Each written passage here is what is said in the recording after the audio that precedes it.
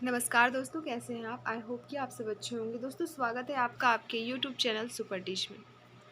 दोस्तों, आज के इस वीडियो में हम जो राज्य पात्रता परीक्षा आपका होने वाला है, उसमें से एक सब्जेक्ट है आपका सोशल वर्क। तो उस सोशल वर्क का ओल्ड पेपर हम देखने वाले हैं। अभी जो पिछला एग्ज़ाम हुआ था, उसमें कैसे पेपर आया था, वो चीज़ हम देखने वाले हैं। पूरा पैटर्न आपका, जितने टोटल प्रश्नों की संख्या होती है आपका 1 से 150 तक, टोटल 150 प्रश्नों का जो पेपर होता है, तो पूरे 150 के 150 प्रश्न हम इसमें देखने वाले हैं कि ये प्रश्नों का टाइप क्या है, किस टाइप के प्रश्न आपसे पूछे जाते हैं और आपको उसी को बेस मानकर आपको तैयारी करनी है। तो सामान्य प्रश्न पत्र, फिर शिक्षण एवं शोध अभिवृत्ति जो है, इसमें 1 से 50 तक इसका प्रश्न होता है। इसके अलावा 50 से लेके आपका 150 तक होता है आपके सब्जेक्ट्स का। जैसे सोशल वर्क है तो सोशल वर्क के क्वेश्चन, और अदर सब्जेक्ट्स हैं तो अदर सब्जेक्ट्स के क्वेश्चन। तो सबसे पहले ये पेपर है आपका सामान्य प्रश्न पत्र।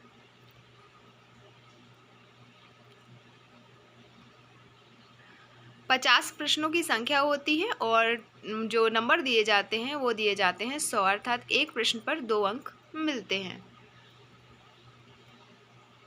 सबसे पहला प्रश्न है, शिक्षण एक ब्लैंक प्रक्रिया है। शिक्षण एक खालिस्तान जो प्रक्रिया है। ऑप्शन आपके दिए रहेंगे 4। इस वीडियो में हम मात्र प्रश्न देखेंगे कि प्रश्नों का टाइप क्या होता है। फिर हम नेक्स्ट वीडियो अपलोड कर देंगे इसी प्रश्नों के जो ऑप्शंस में से जो सही आंसर है वो। तो अभी केवल प्रश्नों को देखेंगे हम। पहला प्रश्न है, शिक्षण एक किस प्रकार की प्रक्रिया है। दूसरा, निम्नलिखित में से शिक्षण स्तर कौन से हैं। फिर आपके ऑप्शन दिए हैं, शिक्षण के स्तर आपको पढ़ना है। इसी तरह तीसरा प्रश्न है, शिक्षण की कौन सी विधि विद्यार्थियों में पूछताछ की भावना विकसित करती है। आपके ऑप्शन दिए रहेंगे जैसे परियोजना विधि, अन्वेषण विधि, समस्या समाधान विधि, प्रयोगशाला विधि। तो आपको ये टॉपिक तैयार करने हैं। जैसे परियोजना विधि को आपको अच्छे तरह से पढ़ना है, अन्वेषण विधि को पढ़ना है, सारे जो समस्या समाधान की विधि है वो पढ़नी है। फिर चौथा प्रश्न है, जिनके पास इंटरनेट की पहुंच नहीं है उन लोगों के लिए निम्नलिखित में से कौन DTH चैनल सहायक सिद्ध होंगे।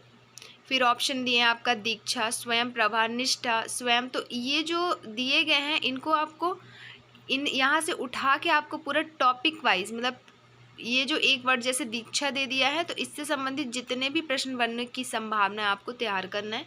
पांचवा प्रश्न है, निम्नलिखित में से कौन सा चॉइस बेस्ड क्रेडिट सिस्टम का सर्वोत्तम लाभ है। ऑप्शन है आपके शिक्षक केंद्रित से सामग्री केंद्रित शिक्षा पर ध्यान केंद्रित करना। दूसरा, शिक्षकों के लिए लचीलापन प्रदान करना। तीसरा, छात्रों की विश्वसनीयता में सुधार करना। चौथा, शिक्षक केंद्रित से विद्यार्थी केंद्रित शिक्षा पर ध्यान आकर्षित करना। अभी आंसर हम नहीं देख रहे हैं, मात्र प्रश्न देख रहे हैं, ऑप्शंस देख रहे हैं, प्रश्नों के टाइप देख रहे हैं। निम्नलिखित छठवां प्रश्न है, निम्नलिखित में से कौन सा अनुक्रम शोध करने में सबसे तार्किक क्रम का प्रतिनिधित्व करता है। ऑप्शन आपके दिए हैं। फिर औपचारिक शिक्षा के बारे में जनजातीय लोगों की धारणा शीर्षक का अध्ययन किस प्रकार के शोध के अंतर्गत आता है। जितने भी शोध हैं वो आपको पढ़ना है। फिर अगला प्रश्न है, SPSS से आपका क्या आशय है। अगला प्रश्न है, निम्नलिखित में से शोध प्रक्रिया का पहला चरण कौन है। शोध चैप्टर से आपको सब कुछ पढ़नी है। फिर गैर पैरामेट्रिक परीक्षण क्या है, ये पढ़ना है आपको। फिर पैराग्राफ दिया रहेगा जिसमें लगभग 5 क्वेश्चन पूछे जाएंगे। इसी पैराग्राफ से आपको आंसर ढूंढ के लिखना है। तो ये तो आसान है, आप कर सकते हैं इसको। फिर अगला प्रश्न है, किसी व्यक्ति के चेहरे के भावों और अन्य अवाचिक व्यवहार की नकल करके किसी दूसरे व्यक्ति की भावनाओं को पकड़ने या साझा करने की स्वचालित प्रक्रिया को जाना जाता है। तो ऑप्शन दिए रहेंगे। फिर 17वां प्रश्न है, अधोमुखी संचार की विकृति माना जाता है। 18वां प्रश्न, भेल भोपाल में एक विशेष तंत्र विकसित किया गया है जिसका संक्षिप्त नाम MECOM है, इसका अभिप्राय क्या है। फिर संचार नेटवर्क में सर्कल नेटवर्क अनुमति देता है। ऑप्शन दिए हैं। ग्रेप वाइन संचार में शामिल नहीं है, कौन सी प्रणाली, वो बतानी है। अगला प्रश्न है, किसी सांकेतिक भाषा में BIN शब्द को 310152 के रूप में लिखा जाता है, तो इसी भाषा में दिल्ही शब्द को किस प्रकार लिखा जाएगा। रीजनिंग के प्रश्न है आपके। फिर अगला प्रश्न है, एक शहर में कार्यरत और बेरोजगार लोगों का अनुपात 3:2 है। अगर शहर में 750 व्यक्ति हैं तो फिर शहर में कितने बेरोजगार हैं। ये मैथ का प्रश्न है आपका। निम्नलिखित में से कौन सा नीचे दी गई अक्षर श्रृंखला को पूरा करता है। फिर रीजनिंग। फिर अगला प्रश्न है, एक कक्षा में 15 छात्रों और एक शिक्षक की औसत आयु 18 वर्ष है। यदि शिक्षक की आयु हटाई जाए तो छात्रों की औसत आयु 1 वर्ष कम हो जाती है। फिर शिक्षक की आयु कितनी है। मैथ का प्रश्न है आपका। अगला प्रश्न है, एक गांव में 250 किसानों में से 28% किसानों ने गन्ने की फसल ली। इन गन्ना उत्पादक किसानों में से 40% किसान सहकारी चीनी कारखाने के सदस्य हैं। तो कितने किसान सहकारी चीनी कारखाने के सदस्य हैं। मैथ का क्वेश्चन आपका। अगला प्रश्न है, न्याय, न्यायवाक्य, न्याय युक्ति एक औपचारिक 5 स्तंभ तर्क वाक्यों को नियोजित करता है। सूची 1 के पदों को 2 अर्थात सूची 2 के पदों से सुमेलित करना है। आपका दिए रहेगा सूची 1 सूची 2 मिलान करना है आपको। फिर निम्नलिखित में से कौन सा हेत्वाभास एक अनियमित मध्य पद का भ्रम है। फिर अगला प्रश्न है रीजनिंग का, सभी पक्षी अंडे हैं, कौवे पक्षी हैं, कौवे अंडे हैं। फिर यहाँ पे आपका उपयुक्त कथन दिया रहेगा। आगमनात्मक तर्क है, निगमनात्मक तर्क है, ये दोनों हैं, इनमें से कोई नहीं है ऐसा। अगला प्रश्न है, आगमनात्मक तार्किकता आधारित है किस पर। ऑप्शन दिए गए हैं। अगला प्रश्न है, कौन से कथन एक दूसरे की प्रतिवादी हैं। ऑप्शंस हैं। निम्नलिखित में से कौन सा द्विविमा चित्र का प्रकार नहीं है। फिर मध्यिका के मान का बिंदु रेखीय निर्धारण जिस बिंदु रेखा की सहायता से किया जाता है वह क्या कहलाता है। अगला प्रश्न है, जब मोड अवर्णीय या अस्पष्ट हो तो इसका निर्धारण जिस सूत्र से किया जाता है उस सूत्र लिखना है आपको। निम्नलिखित में से कौन सा द्वितीयक समंकों का स्रोत नहीं है। फिर यदि समंकों का वर्गीकरण जो कि दिया गया है 0 से 10, 10 से 20, 20 से 30 के रूप में किया जाता है तो वर्गीकरण की यह विधि क्या कहलाती है, कौन सी श्रेणी में आती है। निम्नलिखित में से कौन सा इंटरनेट सिस्टम सर्च इंजन नहीं है। ऑप्शन दिए गए हैं आगे। अगला प्रश्न है, भारत द्वारा शिक्षा जगत के लिए सर्वप्रथम कौन सी सैटेलाइट भेजी गई थी। अगला प्रश्न है, नेप्टल का पूर्ण रूप बताइए। अगला प्रश्न है, कौन सा घटक आपके कंप्यूटर को स्थायी रूप से बड़ी मात्रा में डाटा बनाए रखने में सक्षम बनाता है। अगला प्रश्न है, उस डिवाइस का नाम जो टेलीफोन लाइन के माध्यम से कंप्यूटर को इंटरनेट से जोड़ता है। नेक्स्ट क्वेश्चन, सतत विकास लक्ष्यों के संबंध में निम्न कथनों पर विचार कीजिए। इसमें 20 लक्ष्य एवं 180 टारगेट है। इसमें सितंबर 2015 में न्यूयॉर्क में अपनाया गया था। सही विकल्प चुनना है आपको। निम्नलिखित में से कौन सा पर्यावरण संरक्षण अधिनियम 1986 में सम्मिलित नहीं है। ऑप्शंस दिए गए हैं। अगला प्रश्न, जैव विविधता पर कन्वेंशन के संबंध में निम्न पर विचार करिए।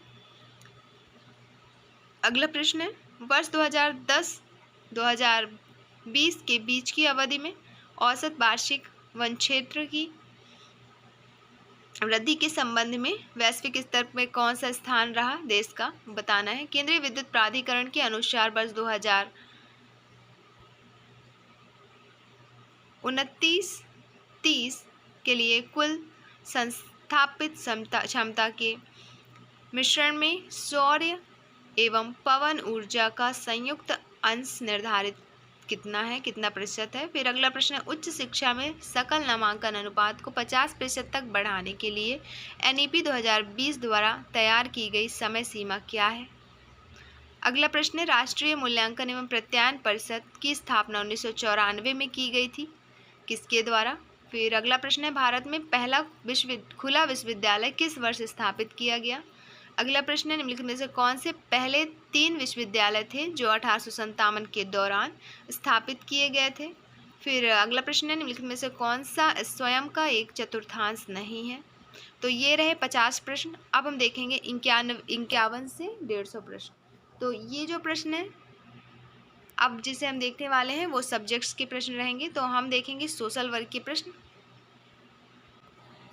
51 नंबर का प्रश्न है, संविधान की प्रस्तावना में 42वें संशोधन द्वारा निम्नलिखित में से कौन से शब्द जोड़े गए थे।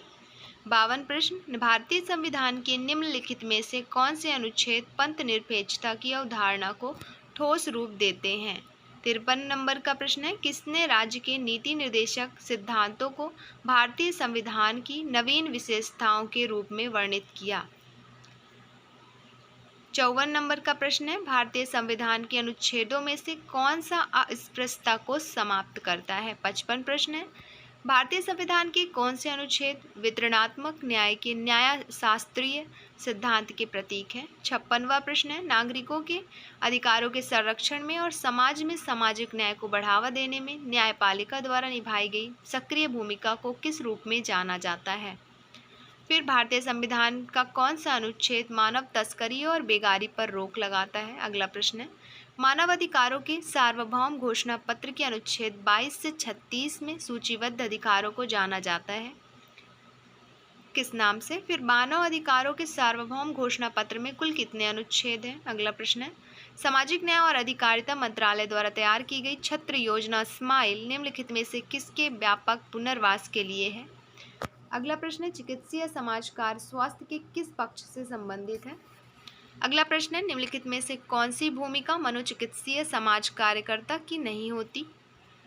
अगला प्रश्न है, निम्नलिखित में से जो विकल्प दिए गए हैं कौन सा अच्छे मानसिक स्वास्थ्य का संकेत नहीं है? अगला प्रश्न, निम्नलिखित में से कौन सा वृद्धावस्था या जरण का सिद्धांत नहीं है? अगला प्रश्न है, माता पिता एवं वरिष्ठ नागरिक कल्याण एवं भरण पोषण अधिनियम 2007 के अनुसार निम्नलिखित में से किन बिंदुओं को समाहित किया गया है? अगला प्रश्न है, लैंगिक असमानता के विषय में निम्न में से कौन कथन सत्य नहीं है? 67 नंबर का प्रश्न है, निम्नलिखित में से कौन सा अधिनियम महिला के प्रति यौन मौखिक तथा भावनात्मक दुर्व्यवहार रोकने के उद्देश्य से लागू किया जाता है? 68 नंबर का क्वेश्चन है, CSR की अवधारणा निम्न में से किन मुद्दों से संबंधित है? 69 नंबर का प्रश्न है, समान वेतन अधिनियम कब लागू हुआ? 70 क्वेश्चन है, 70 नंबर का, अंतर्राष्ट्रीय श्रम संगठन के मुख्य कार्य लिखिए, कौन कौन से हैं? 71 क्वेश्चन नंबर है, यौन अपराध से बच्चों का संरक्षण अधिनियम पॉस्को अस्तित्व में कब आया? फिर 72 नंबर का प्रश्न है, बच्चों के रोजगार और उनके काम के घंटों को विनियमित करने वाला पहला अधिनियम कौन सा था? 73वां प्रश्न है, राष्ट्रीय आपदा प्रबंधन प्राधिकरण के अध्यक्ष कौन है? 74 प्रश्न, आपदा प्रबंधन अधिनियम अस्तित्व में कब आया? 75 नंबर का प्रश्न, कैथार्सिस के भावनात्मक पहलू में क्या शामिल है? 76 नंबर का प्रश्न, प्राथमिक समूह की अवधारणा को किसने दिया? 77 नंबर का प्रश्न है, कारा का पूर्ण रूप क्या है? 78वां प्रश्न है, सबला योजना संबंधित है किससे? 79 क्वेश्चन 79 नंबर का प्रश्न है, ग्रामीण बैंक के संस्थापक कौन है? 80वां प्रश्न है, आपदा न्यूनीकरण दिवस कब मनाया जाता है? 81वां प्रश्न है, व्यक्तियों को अपने पर्यावरण में बेहतर उपयुक्त होने में सहायता करना आमतौर पर जाना जाता है? 82वां प्रश्न है, संयुक्त राष्ट्र द्वारा किस वर्ष को अंतर्राष्ट्रीय युवा वर्ष घोषित किया गया था? 83वां प्रश्न है, न्यूयॉर्क में पहली चैरिटी ऑर्गेनाइजेशन सोसाइटी की स्थापना किस वर्ष हुई थी? 84वां प्रश्न है, संयुक्त राष्ट्र द्वारा बाल अधिकारों पर संयुक्त राष्ट्र सम्मेलन को किस वर्ष में अपनाया गया? 85वां प्रश्न है, समाजकार वैज्ञानिक एवं मानवीय संबंधों में निपुणता पर आधारित एक व्यावसायिक सेवा है जो व्यक्तियों की अकेले और समूहों में सामाजिक एवं वैयक्तिक संतोष एवं स्वतंत्रता प्राप्त करने में सहायता करती है। यह परिभाषा निम्न में से किसने दी थी?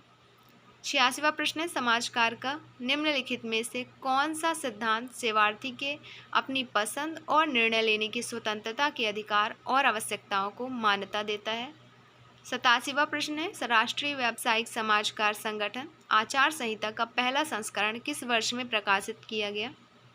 88वां प्रश्न है, समान व्यवस्था सिद्धांत विकसित किया गया किसके द्वारा? 89वां प्रश्न है, निम्नलिखित में से कौन सा मुख्य गुण सामाजिक कार्य व्यवसाय का नहीं है? 90 नंबर का प्रश्न है, सामाजिक कार्यकर्ता के राष्ट्रीय संघ का गठन कौन से वर्ष में किया गया था? 91 नंबर का प्रश्न है, कौन सा तत्व सामाजिक संरचना से संबंधित नहीं है? 92 नंबर का प्रश्न है, सामाजिक परिवर्तन एक प्रक्रिया है? 93 नंबर का प्रश्न है, शिक्षा सामाजिक विकास का एक प्रमुख कारक है, किसने लिखा? 94 नंबर का प्रश्न है, महिला समृद्धि योजना का आरंभ किया गया कब? 95 नंबर का प्रश्न है, साथ काम करने, सामूहिक उत्तरदायित्व की भावना विकसित करने तथा दूसरों की कल्याण संबंधी आवश्यकताओं को दृष्टि में रखकर कार्य करने की प्रक्रिया को समाजीकरण कहते हैं। यह परिभाषा किसने दिया? 96 नंबर का प्रश्न है, सामाजिक नियंत्रण पुस्तक के लेखक कौन है? 97 नंबर का प्रश्न है, नगरीयता एक जीवन विधि के रूप में है, यह शोध पत्र है। 98 नंबर का प्रश्न है, मॉर्गन का सामाजिक व्यवस्था का वर्गीकरण कितने भागों में है? 99 नंबर का प्रश्न है, मार्क्स के अनुसार एक दूसरे से भिन्न होता है क्या? 100 नंबर वाला प्रश्न है, क्रम निर्धारण विधि से किसका मापन किया जाता है? 101 नंबर का प्रश्न है, निम्नलिखित में से कौन सी एक विशेषता सकारात्मक अन्यारोपण की नहीं है? 102 नंबर का प्रश्न, theory and practice of social case work किसके द्वारा लिखी गई? 103 नंबर का प्रश्न है, निम्नलिखित में से कौन सी सामाजिक कार्य की प्रत्यक्ष उपचार पद्धति नहीं है? 104 नंबर का प्रश्न है, सन 1917 में सामाजिक वैयक्तिक कार्य पर पहली पुस्तक सोशल डायग्नोसिस किसने लिखी? 105 नंबर का प्रश्न है, समूह में बने रहने के लिए सभी सदस्यों की तत्परता को क्या कहा जाता है? 106 नंबर का प्रश्न है, रचनात्मक शोध और विचारों के विकास के लिए किस पद्धति का उपयोग किया जाता है? 107 नंबर का प्रश्न है, व्यक्तिगत परिवर्तन का अनफ्रीजिंग, चेंज और फ्रीजिंग मॉडल किसके द्वारा दिया गया?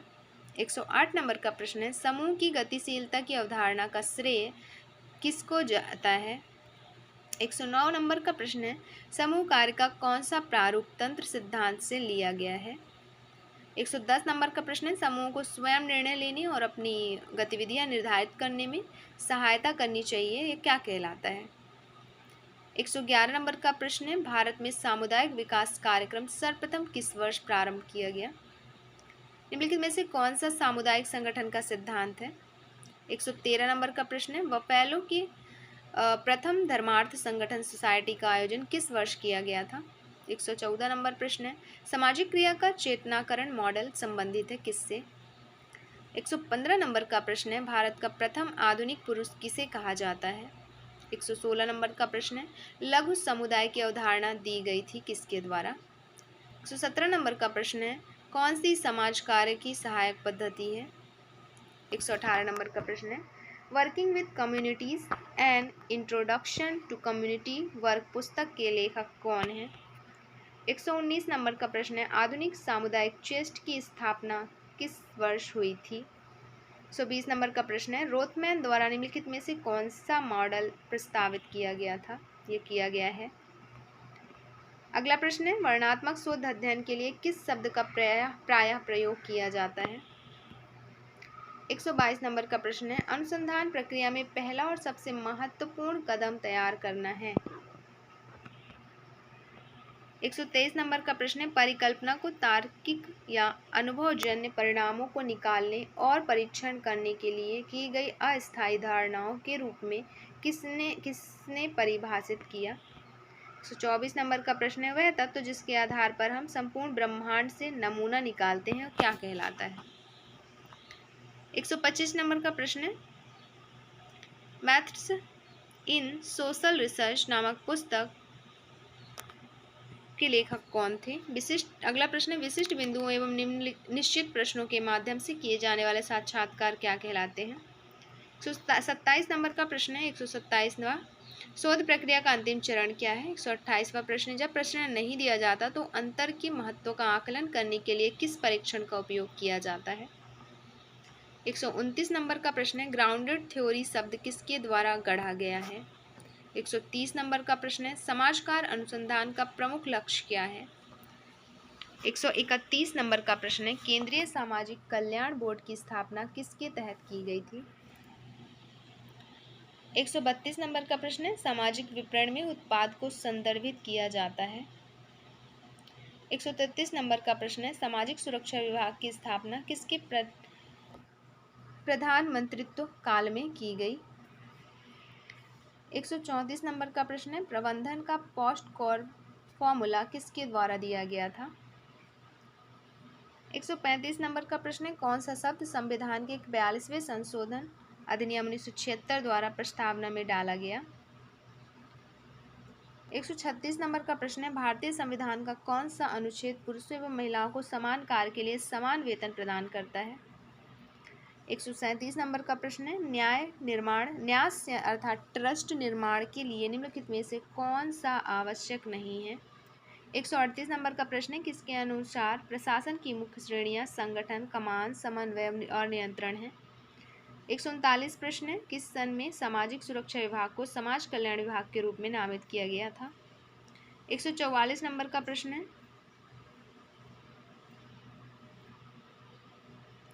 केंद्र शासित प्रदेश के आर्थिक मुद्दों को संबोधित कर रहा है तथा युवाओं का कौशल और नौकरी के अवसर प्रदान करने पर केंद्रित है? 145वां प्रश्न है, मानसिक स्वास्थ्य देखभाल अधिनियम अस्तित्व में कब आया? 146वां प्रश्न है, भारत सरकार द्वारा 2021 में पहल नहीं की गई किस चीज़ की? 147वां प्रश्न है, कौन सी समिति निर्धनता आकलन से संबंधित है? फिर 148, अनुसूचित जाति के छात्रों के लिए प्री मैट्रिक छात्रवृत्ति कब प्रारंभ की गई? 149वां है, महिला सशक्तिकरण योजना है क्या है? 150वां प्रश्न है, एम विश्वेश्वरैया ने अपनी पुस्तक में भारतीय नियोजन का खाका दिया। 140 नंबर का छूट गया था प्रश्न, 140 से लेकर 42-43 तक, तो देख लेते हैं। 140वां प्रश्न है, रेणुका रे समिति ने किस विभाग की स्थापना की सिफारिश की थी? 141वां है, वितरणात्मक न्याय का सिद्धांत किसने दिया? 142वां है, राष्ट्रीय शहरी आवास और पर्यावास नीति किस वर्ष अस्तित्व में आई?